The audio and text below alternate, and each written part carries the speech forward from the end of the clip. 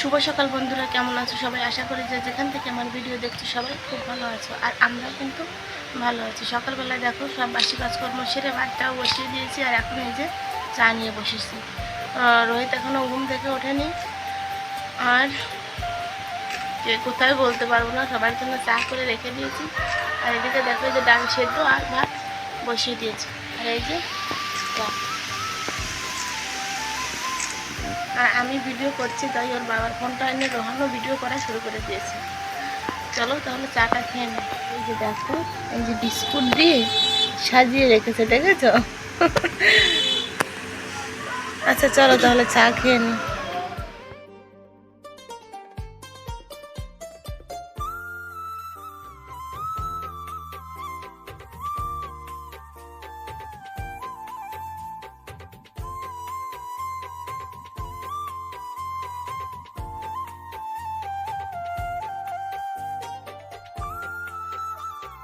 চা খেয়ে নিয়ে তারপর দেখো চলে আসলাম রান্নাটা করে নিতে। আর এই যে দেখো ডালটা এখন ফুটেও গেছে, এখন আমি রান্না করে নেব। শুধু চা খেলে তো হবে না, রান্নাও তো করতে হবে, তাই না? আর মা এসে কিন্তু চাও খেয়ে নিয়েছে। আর এই যে এদিকে ভাত কিন্তু আমার হয়েও গেছে, আর এখন ডালটাও রান্না করে নেব। আর মাকে বললাম, মা আমাকে পেঁপেটা একটু কেটে দেন, আমি ভাজি করে নেব। তাই মাকে পেঁপে কাটতে বললাম। চলো তোমরা দেখতে থাকো। এই মাত্র স্নান করে আসলাম বন্ধুরা। সকাল থেকে তোমাদের সঙ্গে কোনো কাজই শেয়ার করা হয়নি। ঘুম থেকে উঠে বাসি ঘর ঝাড় দিয়ে তারপর ভাতটা বসিয়ে দিয়েছি, আর ডাল সেদ্ধ দিয়েছি। তারপর চা করে খেয়ে নিয়েছি। তারপর ডাল ফুটতে ফুটতে বাসনগুলো সব ধুয়ে নিয়ে আসলাম কলপার থেকে। আর তারপর উঠোনটা ঝাড় দিয়ে এই যে স্নান করে আসলাম। তার ফাঁকে কিন্তু তোমাদের দাদাভাইকে খাইয়ে আমি কাজেও পাঠিয়ে দিয়েছি। তারপর রোহানকে খাইয়ে স্কুলে পাঠালাম। রোহিত এখনও খায়নি, টিউশনি পড়তে গেছে, সেখান থেকে এসে খেয়ে তারপর স্কুলে যাবে। আর আমি কিন্তু স্নান করে নিয়েছি। দেখো প্রচণ্ড গরম, এই যে ঘেমে যাচ্ছি, আর তার উপর কারেন্ট নেই। আর দেখো রান্নাঘরের অবস্থা আমার সব কিছু এলোমেলো হয়ে আছে। বাসন মেজে ধুয়ে এনে ওই যে ওইখানটাতে রেখেছি, এখনও গোছানো হয়নি। তারপরে টেবিলের উপরও কিছু আছে, বিছানা তুলিনি, এগুলো কোনো কিছুই এখনও করিনি। একদম ভালো লাগছে না, কি বলবো তোমাদের, আর এত গরম। আর তারপর একটু ইচ্ছা আছে পূজার কিছু কেনাকাটা করতে যাওয়ার, কিন্তু এত গরম যদি থাকে তাহলে কিন্তু আজকে যাব না। আর এদিকে তো বাচ্চা কাচ্চারা সব ব্যস্ত হয়ে পড়েছে পুজোর কেনাকাটা করার জন্য। আর এখন আস্তে আস্তে সব কাজগুলো সারবো। ফ্যান কারেন্টটা থাকলে একটু বাতাস খেয়ে নেওয়া যায়, মাঝে মধ্যে কষ্টটা একটু কম লাগে, কিন্তু কি করব বলো, কারেন্টও নাই। চলো আস্তে আস্তে কাজগুলো করি। আর খিদেও পেয়েছে প্রচুর, কিন্তু এই কাজগুলো কমপ্লিট না করে আমি ভাত খাবো না। চলো আস্তে আস্তে কাজগুলো করি,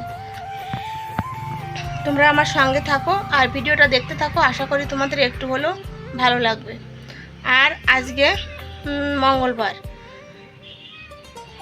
চলো ভিডিওটা স্টার্ট করি। এখন বাজে 10টা 7। রাস্তা দিয়ে যাচ্ছে প্রচুর গাড়ি, আর বাড়িতে কেউ নাই, এখন বাড়িটা পুরো ফাঁকা। আমাদের বাড়ির যে দাদা আছে, ওই দাদা এখনও আমাদের ঘের থেকে বাড়ি আসেনি। আসলে দাদাকে খেতে দিয়ে দেবো, আর আমি কাজগুলো কমপ্লিট করব, তারপর খাবো। চলো আমার সঙ্গে থেকো। চলো তাহলে বন্ধুরা কাজগুলো আমি সেরে নিই। আর কি জানো বন্ধুরা, কাজ পড়ে থাকলে না আমি সুস্থ হয়ে ভাতও খেতে পারি না, তাড়াহুড়ো করে আর কি।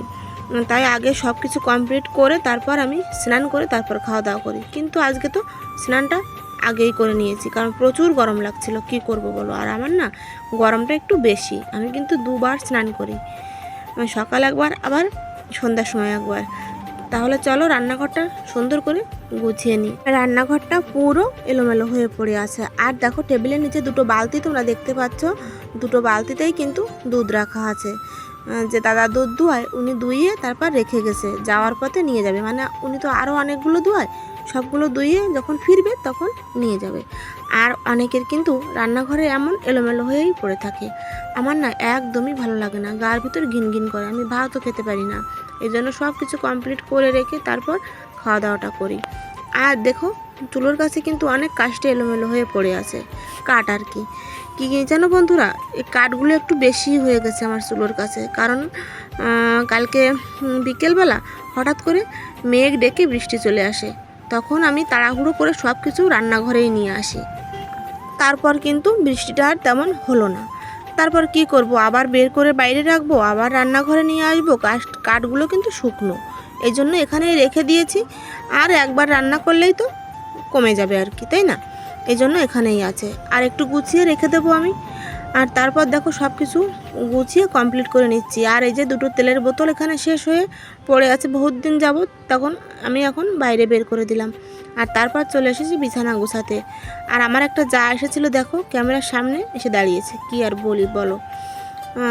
তারপর এই যে এখন বিছানাগুলো গুছিয়ে নিচ্ছি। আর আমার হাতে দেখতে পাচ্ছ ছোট ছোট কয়েকটা খাতা বাচ্চাদের।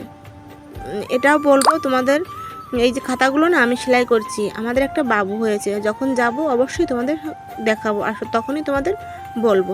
চলো তোমরা সঙ্গে থাকো, আমি কাজগুলো সেরে নিই।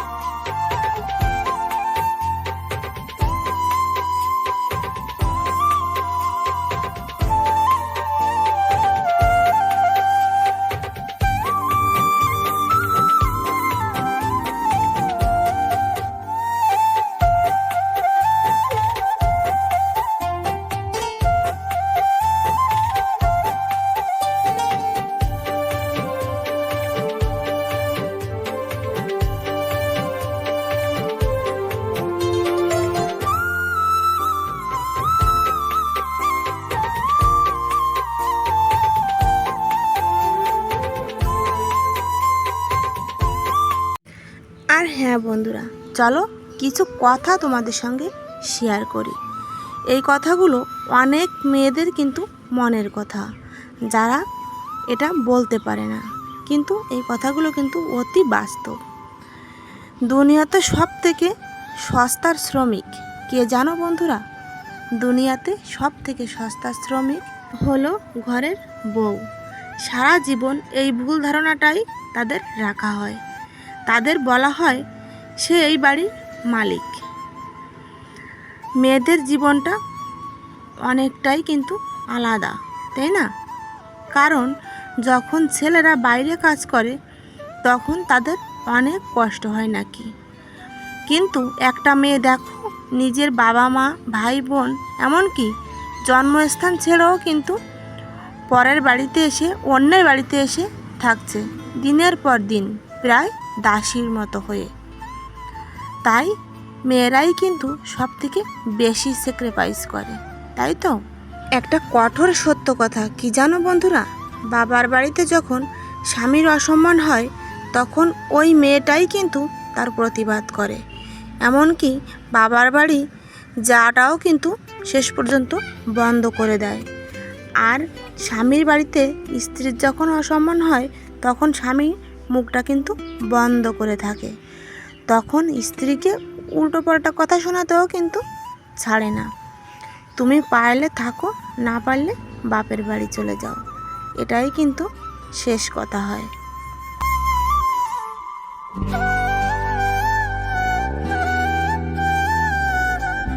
যতই গুছিয়ে সংসার করুক না কেন, যতই সবার সেবা করুক না কেন, তবু সে অলক্ষ্মী। আর নিজের মেয়েটা সে যাই করুক সে কিন্তু লক্ষ্মী। কেউ মানুক আর নাই বা মানুক, এটাই কিন্তু বাস্তব, তাই না বন্ধুরা?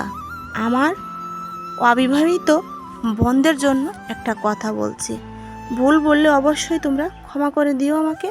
শ্বশুর বাড়ির আইন কি জানো তোমরা? মেনে নিতে পারলে তুমি ভালো, আর না মেনে নিতে পারলে তুমি খারাপ। মুখ বুজে সহ্য করলে তুমি ভালো ভদ্র, আর মুখের উপর জবাব দিলে তুমি অভদ্র আর বেয়াদব। আর আমার বোনদেরকেই কিন্তু, আপুদেরকেই কিন্তু বলছি, যারা এখনও বিয়ে করনি তারা এই আইনটা জানো, তারপর বিয়ে করো। ঠিক আছে বন্ধুরা? বন্ধুরা বলো, কথাটা ঠিক বললাম না ভুল বললাম? অবশ্যই কিন্তু কমেন্টে জানাবে। আর কি জানো বন্ধুরা, বিয়েটা কিন্তু একটা লটারি। যদি মানুষটা ভালো হয় তাহলে তোমার কপাল খুলে গেল, আর যদি খারাপ হয় তাহলে কিন্তু তোমার দুঃখের শেষ থাকবে না। কিন্তু আমার ক্ষেত্রে কিন্তু আলাদা বন্ধুরা। আমি জীবনসঙ্গী পেয়েছি, কি বলবো বন্ধুরা, সত্যি বলছি। তোমাদের দাদাভাই অনেক বড় মনের মানুষ, বিশ্বাস করো, অনেক বড় মনের মানুষ। আমি কিন্তু আমার বাবার কথাই এই বিয়েটা করেছিলাম।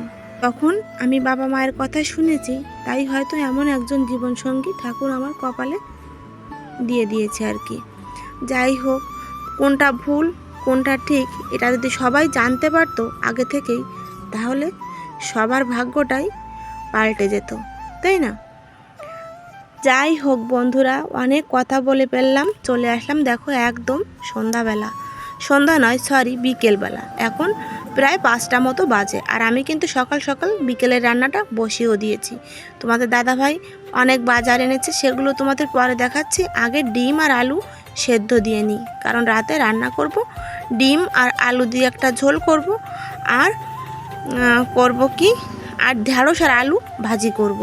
চলো ডিম আর আলু সেদ্ধ বসিয়ে দিয়ে তারপর আমি এই যে বাজারগুলো গুছিয়ে নেব আর কি, সবজি বাজার। আর তারপরেই কিন্তু রান্নাটাও করে নেব। রান্নাটা আজকে আর তোমাদের সঙ্গে শেয়ার করব না। আর এখনও যে বন্ধুরা আমার ভিডিওতে আছো তাদের জানাই অসংখ্য ধন্যবাদ আমার মন থেকেই। সত্যি বন্ধুরা, এই ইউটিউবে না আসলে আমি জানতেই পারতাম না যে মানুষ না দেখেও মানুষকে এত ভালোবাসতে পারে। অনেক বন্ধু পেয়েছি তোমাদের মতো, অনেক দিদি পেয়েছি, অনেক বোন পেয়েছি। সত্যি কি বলবো আর, আমার খুব ভালো লাগে যখন তোমরা সুন্দর সুন্দর কমেন্ট করো, আর ভিডিও করার উৎসাহটা আরও দ্বিগুণ হয়ে যায়। তোমরা এইভাবেই আমার পাশে থেকো, আমাকে সাপোর্ট করো, যাতে আমি একটু এগিয়ে যেতে পারি। এইটুকুই তোমাদের কাছে চাওয়া আমার। আর দেখো এই যে ভেন্ডি কাটতে কিন্তু বসে পড়েছি। এখন ভেন্ডি আর আলুটা কেটে নেব ভাজি করার জন্য। আর আমার ভিডিওটা যদি তোমাদের ভালো লাগে প্লিজ কিন্তু একটা লাইক দিয়ে দিও, আর নতুন বন্ধু হলে অবশ্যই কিন্তু সাবস্ক্রাইব করে আমার পাশে থেকে যেও। আর যদি বেশি ভালো লেগে যায় প্লিজ ভিডিওটা শেয়ার করে দিও। আর হ্যাঁ বন্ধুরা, তোমরা কে কোথা থেকে আমার ভিডিও দেখছো অবশ্যই কিন্তু কমেন্টে আমাকে জানিও, আমার তাহলে খুব ভালো লাগবে। আমার তো ইচ্ছে করে জানতে যে আমার বন্ধুরা কত দূর দূরান্ত থেকে আমার ভিডিও দেখে। আর এই যে দেখো আমি কিন্তু রান্নাবান্না শেষ করে নিয়েছি, আর এখনও সন্ধ্যাটা লাগেনি। তোমাদের বাইরেটা একটু দেখিয়ে দিই, জানলা দিয়ে দেখো হালকা অন্ধকার হয়ে এসেছে। আর কি রান্না করলাম চলো ফাইনাল লুকটা তোমাদের একটু দেখিয়ে দিই। এই যে ডিম আলু দিয়ে ডিমের একটা ঝোল করলাম, আর এই যে ভেন্ডি আর আলু ভাজি, এই দিয়েই কিন্তু রাতের খাওয়া দাওয়া হবে। আর হ্যাঁ, দুধ তো আছেই। তোমরা তো জানো যে আমাদের বাড়িতে সব সময় কিন্তু দুধ থাকে। আমাদের 9 থেকে 10 কিলো দুধ হয়। আর দেখো এই যে আমাদের বাড়ির যে দাদা আছে, আমাদের ঘেরে পাহারা দেয় আর কি, ওনাকে খেতে দিয়ে দিয়েছি। আর রোহিত রোয়ানকেও দিয়ে দিয়েছি। আর তোমাদের দাদাভাই এখনও বাড়ি আসেনি, ও আসলে তারপর খেয়ে নেবো। টাটা।